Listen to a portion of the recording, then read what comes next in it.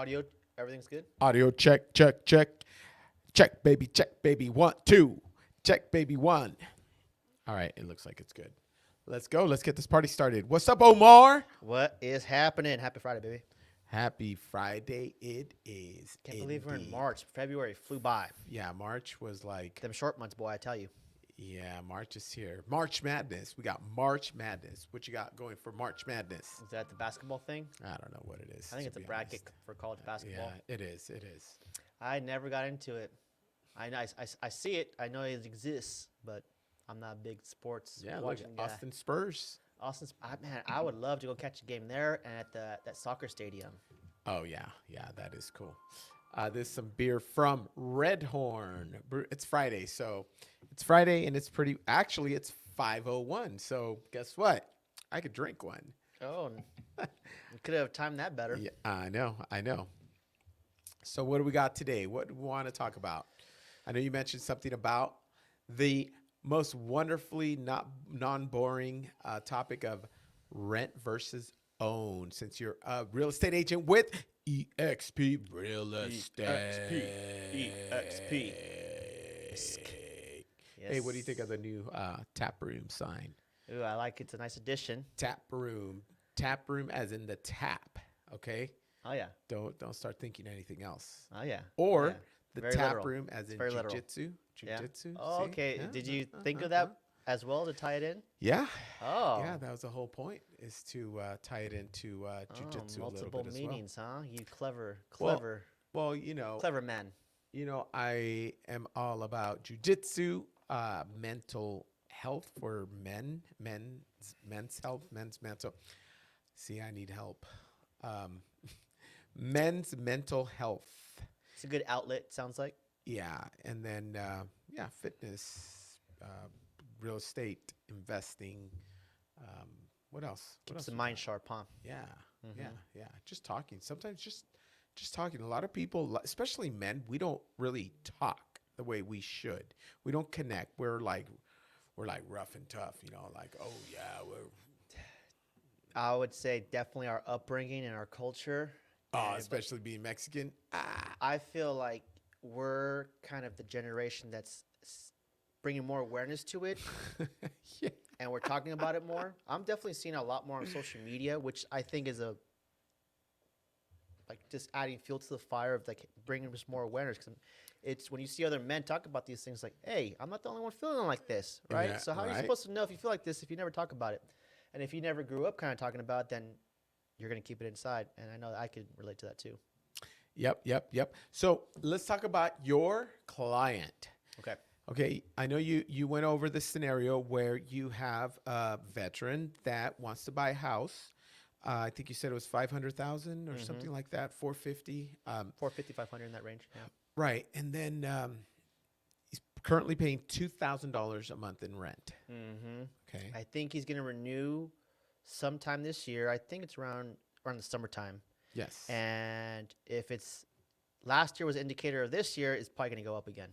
Okay, so assuming that we leave it at 2,000 and the payment for a comparable home going zero down using the VA with today's interest rates is about 27.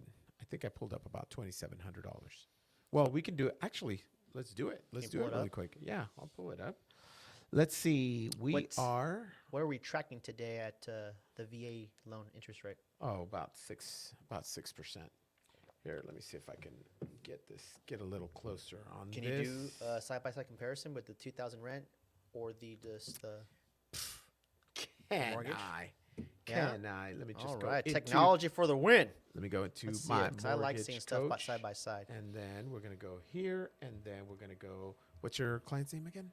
Brandon. Let's call him Brandon. It was Brandon. Yeah.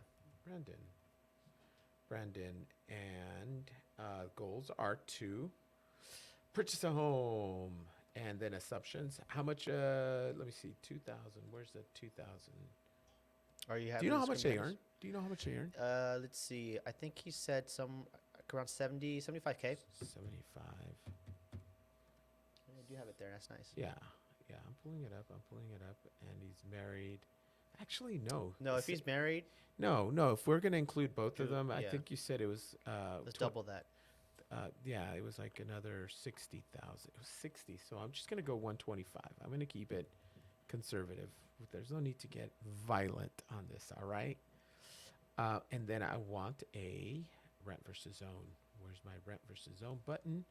You will see this is magical. This is very magical. Get my first home and then assumptions. How much is the rent? 2,000. 2,000. I'm going to say 3% rent increase and that's it. Then I know you said 450. 450. 450 purchase. I'm going to go 400. 400 purchase. And then we're going to go 400 here. And then we're going to fill this out. 0 down. And the rate, like I said, today was at 6%. This is assuming a 740 FICO score. 360 months. And here we are. Here we are. Closing costs. God, I got to pre-fill all this stuff. I'm just going to use that. It's close enough for this video. And then we are looking at monthly costs. It's about $100 for a month for monthly insurance. And then you said, I think well, we're just going to go. Percentage? Yeah, I can go 2%. 2%, yeah. But you said he was disabled, right? 100% disabled. So there really is there's no taxes for if you. Well, let's just play with it that he has like not 100% because not every veteran is like that. That way we can see. Okay, so we'll go 2%. Okay, so this is not Brandon anymore, all right? Okay, yeah, we're kind of changing little things up, but we could add that afterward too to see the price jump difference. Yeah. Okay. Here, let me zoom in on it a little bit more.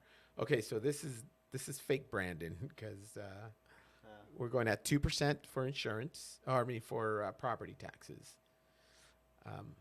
And then I know that's going to give him a big boost if he's 100%. That way people could see. So, see, that bumps it up with the property taxes. It's at 3164. So now you're at 3,000. Oh, here, let me move this out of the way. Where is it? There you go. So it's at $3,100. That includes principal, interest, taxes, and insurance. Okay. So that's a little high, but let's keep going with this because you'll see. Well, the number we're comparing it to is 2,000 he pays in rent. Yeah.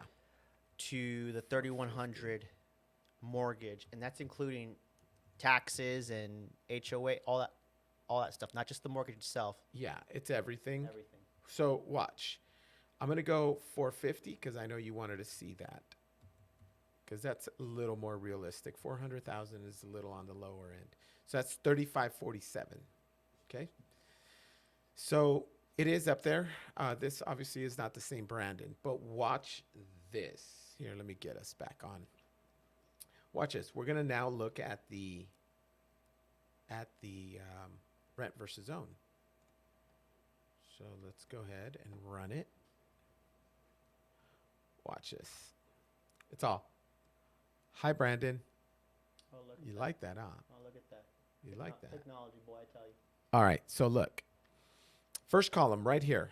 You got rent. Okay. You got total payment in rent is $2,000. Then you have, that's it.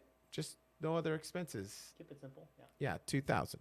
So if you buy at 400,000, you have a total payment of 3,164 right there.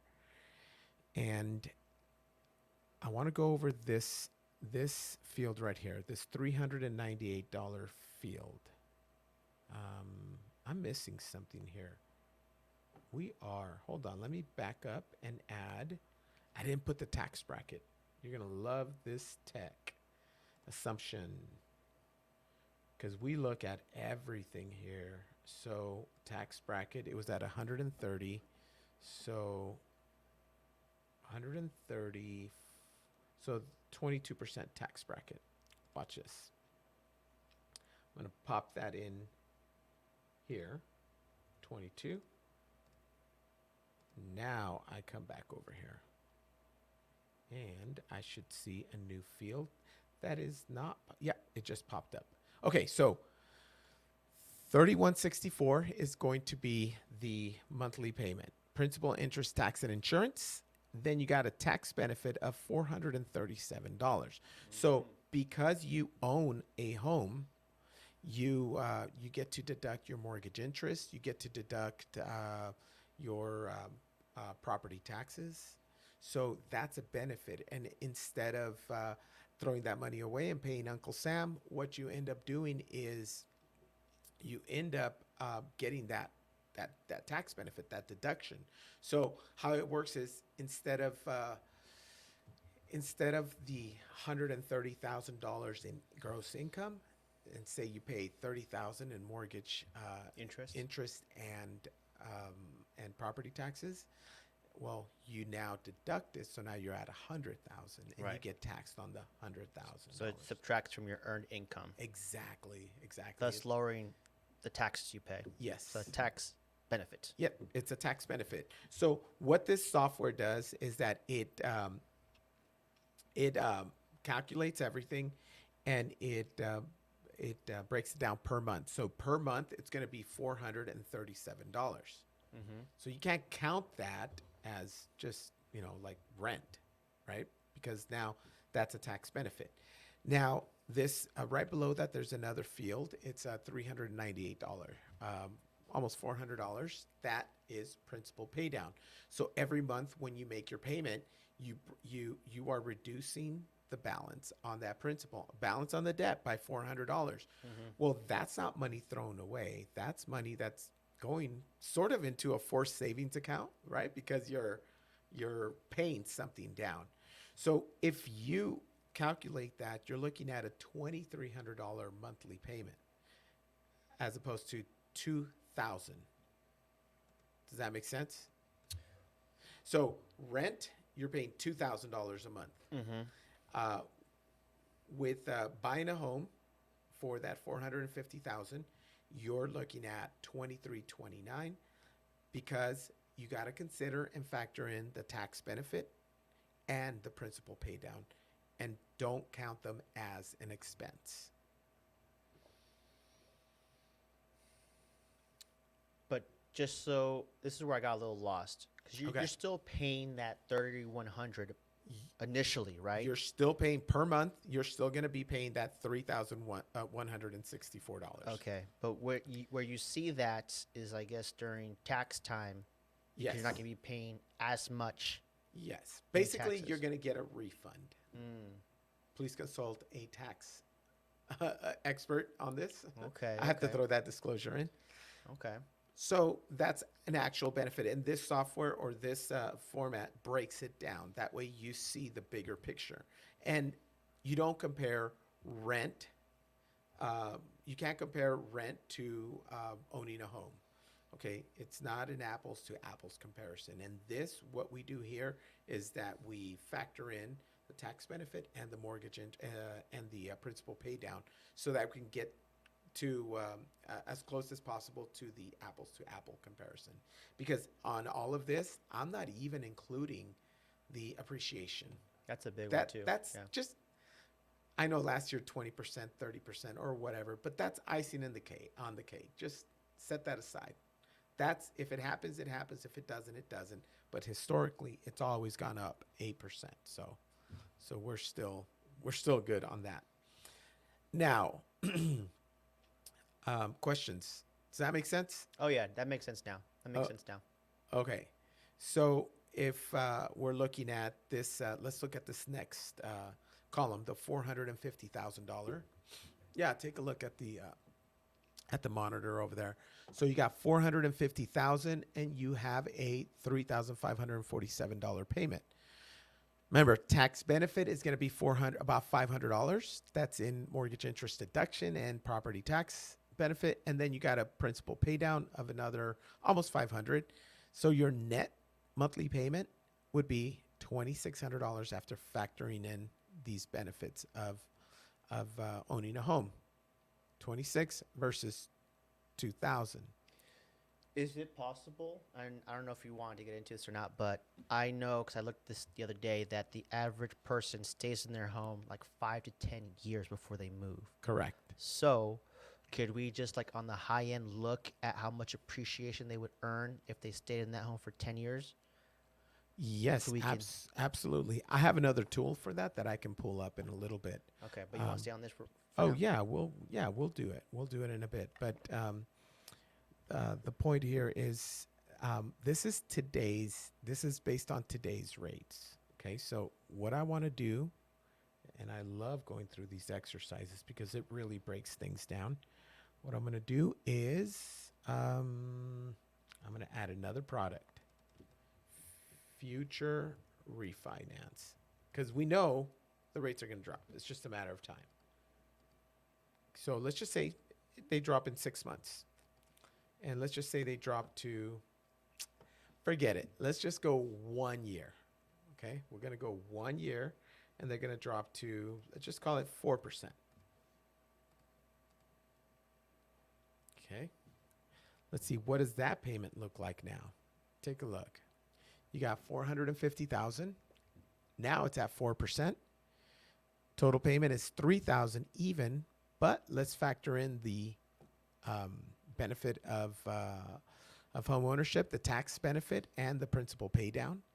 You're looking at 2022 versus 2000. See where we're at? Yeah.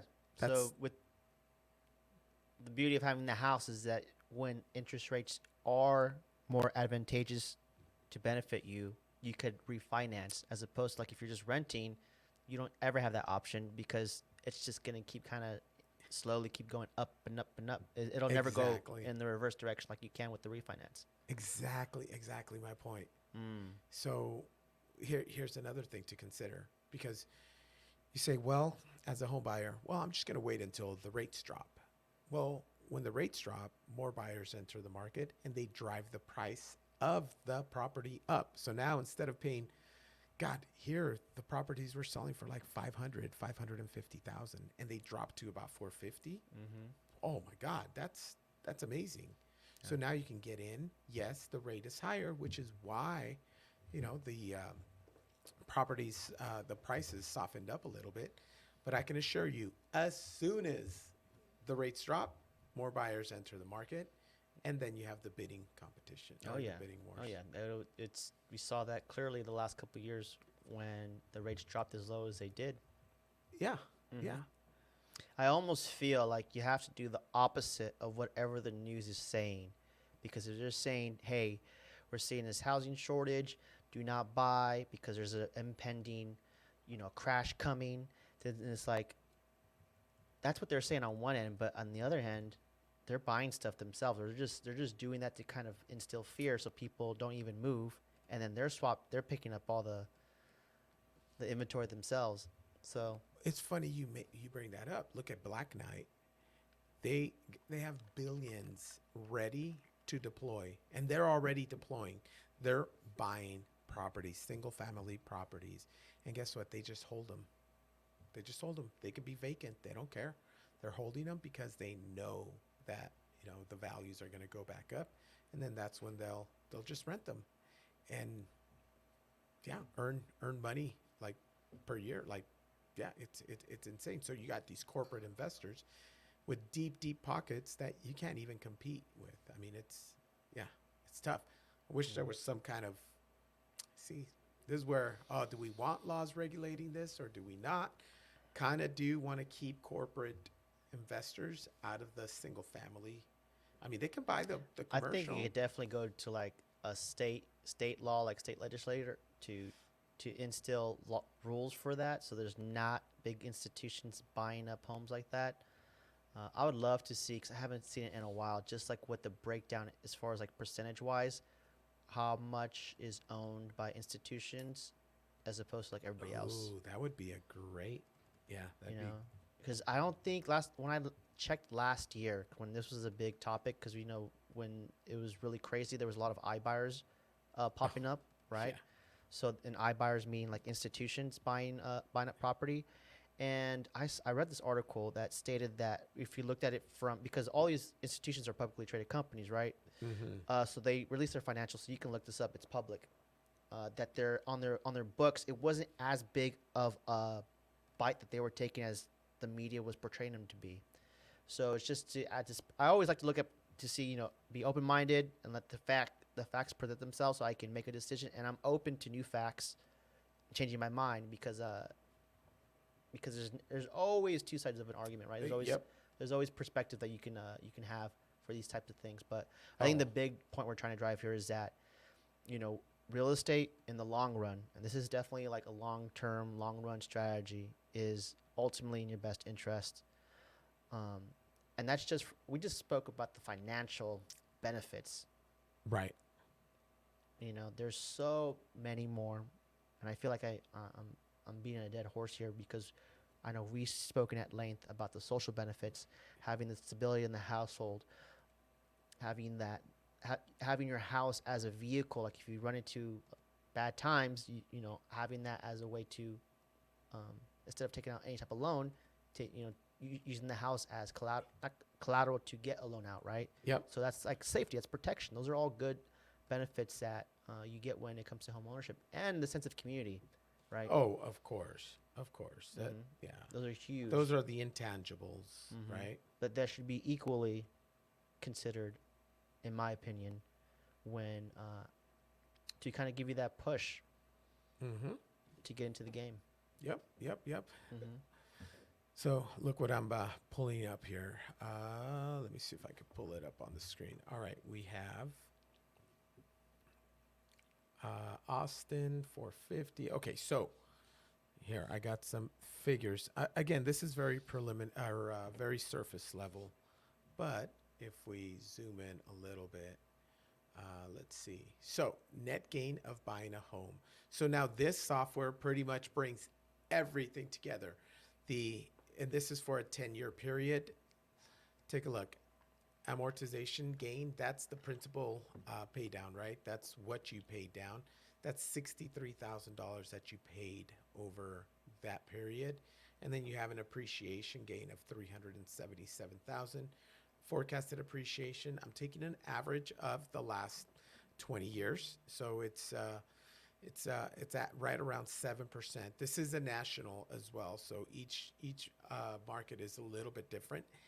And Austin, well, with all the tech here, it might be a little bit higher. So we're just going to leave it at 7. This is based on the national average, and you're looking at net gain of buying a home of 250,000. So now, look at this right here. I want to illustrate this red right here. First year, you're actually at a loss. So the first year when you buy your home, that's why it usually feels like you made a mistake. It's like, oh my God, I lost money. I'm losing. Then the second year, oh, well, I kind of break even. No, this is not bad.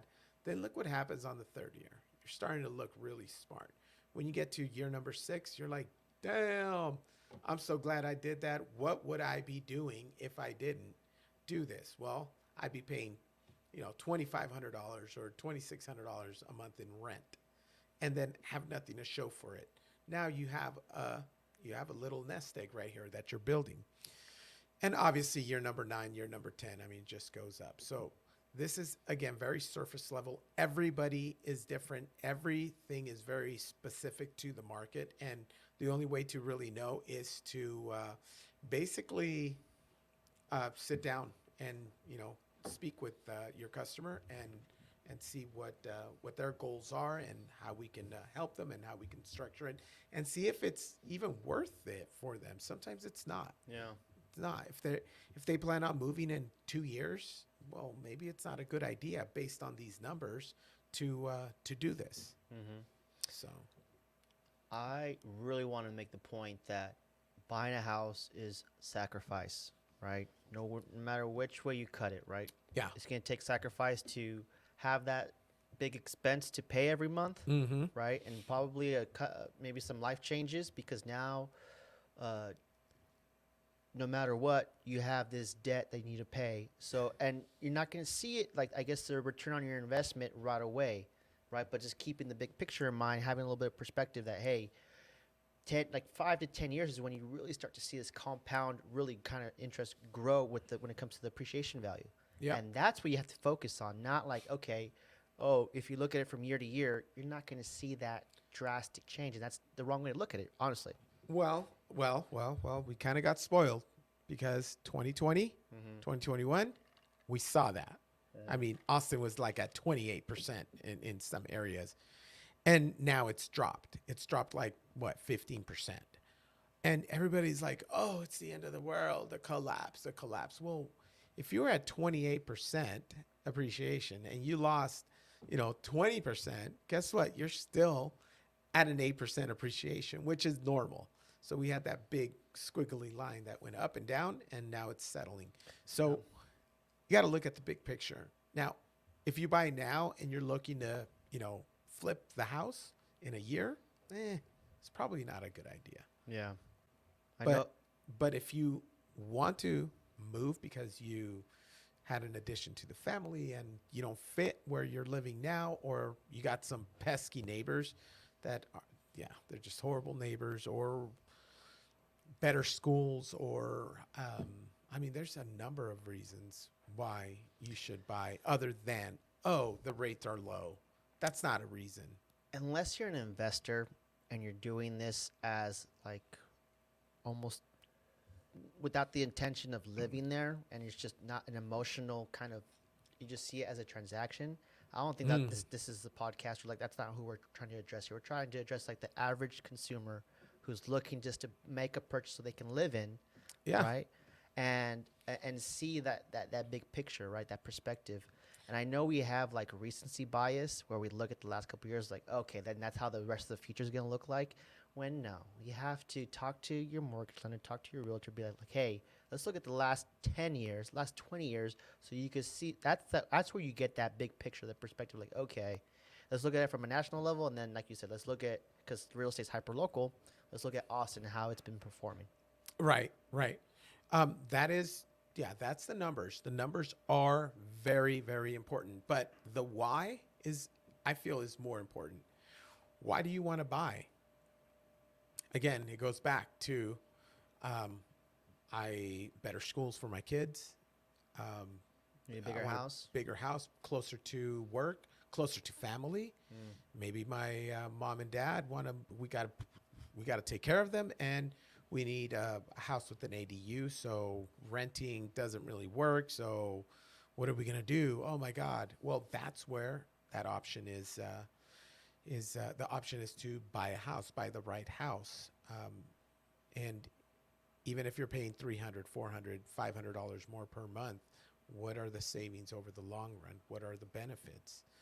Your peace of mind. Your kids are going to the right schools. You have that extra bedroom for your mom and dad as they're, getting older and need some assisted living.